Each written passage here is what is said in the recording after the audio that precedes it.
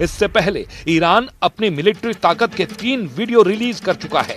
Iran अब Tehran की सड़कों पर दिखा रहा है कि उसकी फौज किसी भी युद्ध को लड़ने को तैयार है और अगर इजराइल या फिर अमेरिका ने फिर जरूरत दिखाई तो ईरान की सेना कमर तोड़ जवाब देगी।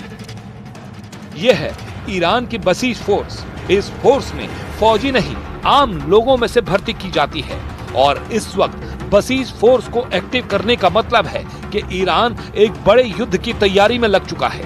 बसीज का वीडियो दिखाकर ईरान अपनी ताकत का इजहार कर रहा है।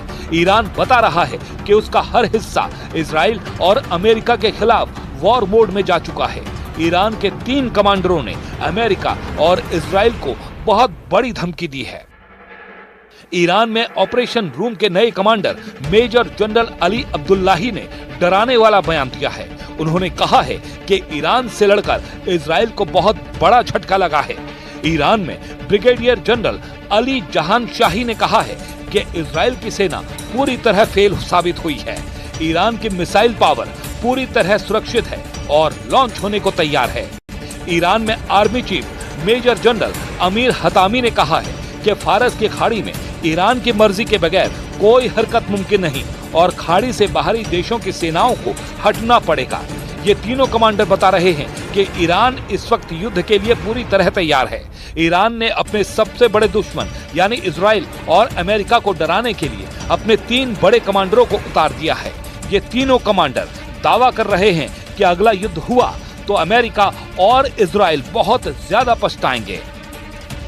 यही वजह है कि ईरान अब 2.5 करोड़ लोगों को फौज में मोबिलाइज करने यानी उन्हें युद्ध के लिए तैयार करने का मैसेज दे रहा है।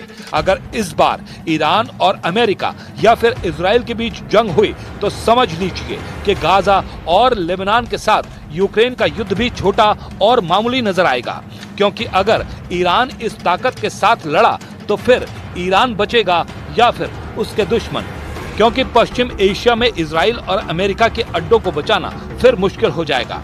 ईरान इसका ट्रेलर जून में हुए युद्ध में दिखा चुका है, जब ईरान ने इजराइल पर 550 से ज्यादा मिसाइल लॉन्च की थी और फिर हाइफा और तेल अवीव के अलावा इजराइल के मिलिट्री बेस भी ईरान का टारगेट बने थे।